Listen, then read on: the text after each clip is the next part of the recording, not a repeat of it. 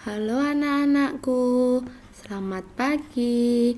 Assalamualaikum warahmatullahi wabarakatuh. Hari ini ketemu lagi ya dengan Bu Dani. Hari ini Bu Guru akan melanjutkan materi selanjutnya. Hari ini kita akan masuk ke subtema 2 pembelajaran 6.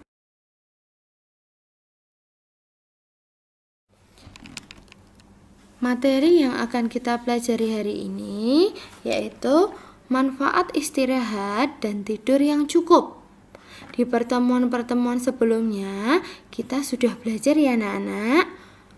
Kita belajar tentang makanan sehat. Iya, untuk menjaga kesehatan supaya tubuh kita tetap sehat, bugar, bersemangat.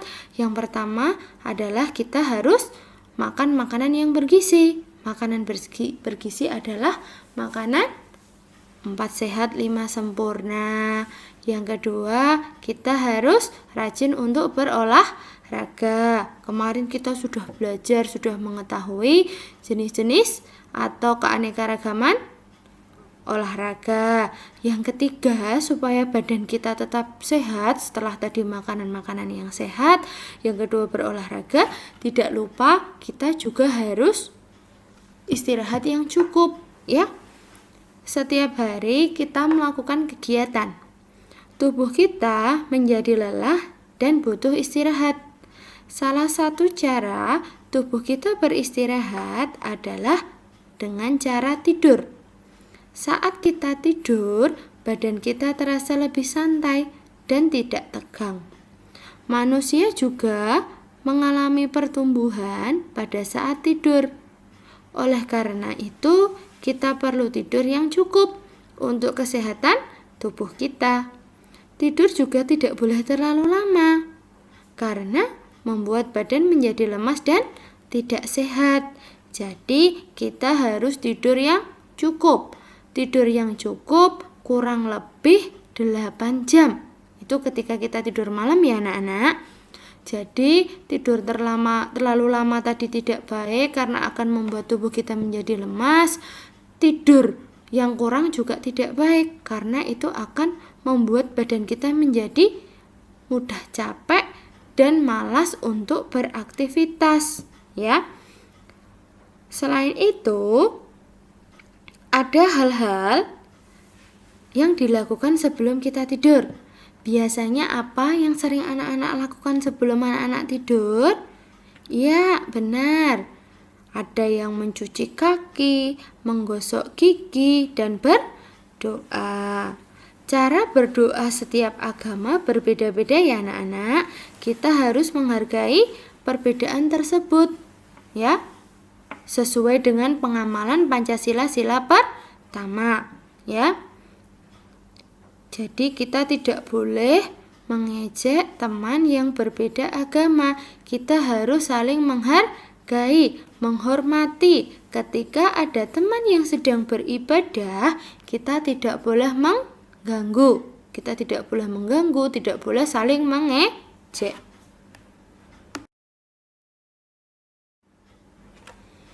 Nah, setelah anak-anak tahu apa saja aktivitas yang biasa dilakukan sebelum kalian tidur, coba di video kali ini Bu Dani akan memberikan tugas. Tugasnya adalah kalian perhatikan gambar di situ ya. Di situ ada gambar seorang anak perempuan sedang melakukan aktivitas.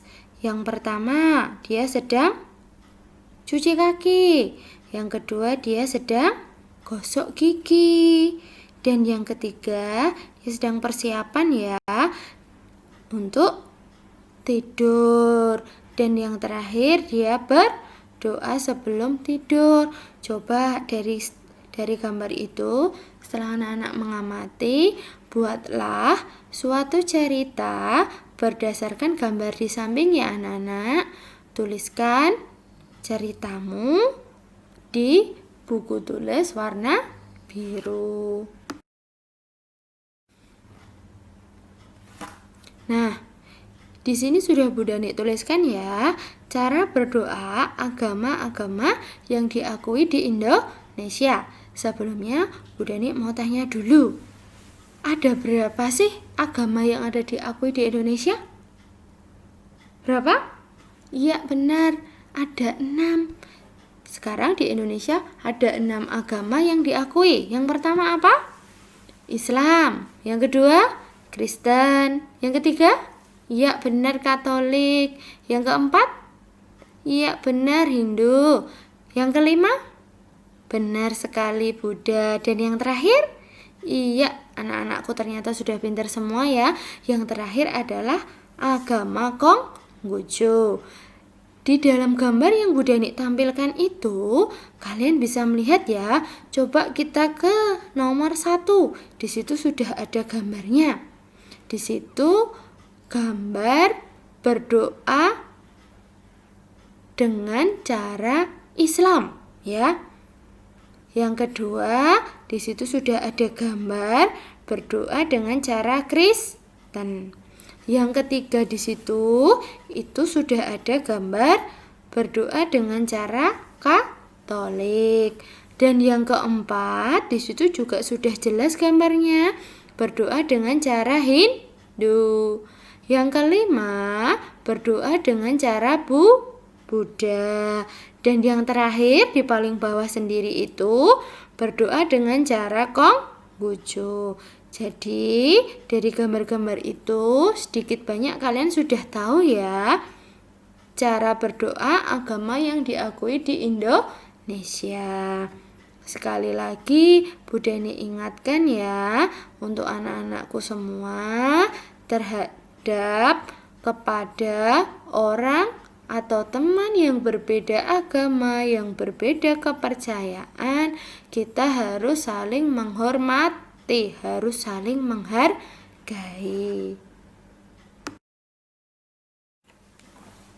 Setelah anak-anak tahu bagaimana cara berdoa dari masing-masing agama, coba Bu Dani akan memberikan tugas. Tugasnya adalah bagaimana caramu berdoa.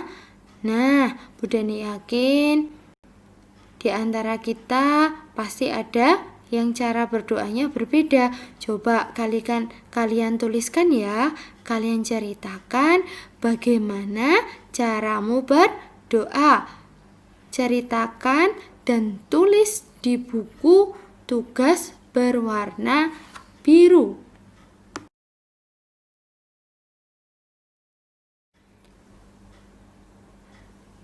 Anak-anak, ini tugas selanjutnya ya. Jadi tadi di atas sudah ada 2 tugas, sekarang ada tugas tambahan. Kerjakan soal di bawah ini ya. Di pertemuan sebelumnya Bu Dani sudah pernah menjelaskan ya, ada 2 teknik cara pengurangan. Cara yang pertama pengurangan tanpa meminjam, dan yang teknik kedua adalah pengurangan dengan cara meminjam. Terima kasih anak-anak. Selamat mengerjakan ya. Jangan lupa semua tugas dikerjakan di buku tulis warna biru. Tugas hari ini ada 3 ya anak-anak. Yang pertama menceritakan gambar. Yang kedua menceritakan bagaimana caramu berdoa. Dan yang terakhir adalah pengurangan. Terima kasih anak-anak.